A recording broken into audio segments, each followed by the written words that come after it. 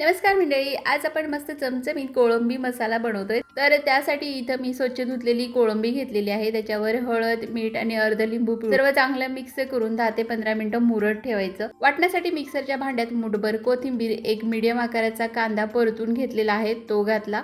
ओलं खोबरं, आलं आणि लसूण घालून थोडंसं पाणी घालून याची चांगली पेस्ट बनवून घ्यायची आहे। अगदी याप्रमाणे कढईमध्ये तेल गरम करून 2 मीडियम आकाराचे कांदे घालायचे। सतत हलवत हलक्या गुलाबी रंगावर परतून घ्यायचे।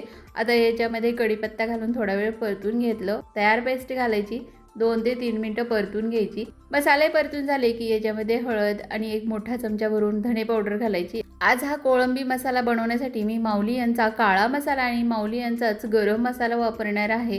हे मसाले तुम्ही रोजच्या भाज्या किंवा नॉनव्हेजसाठी वापरू शकता।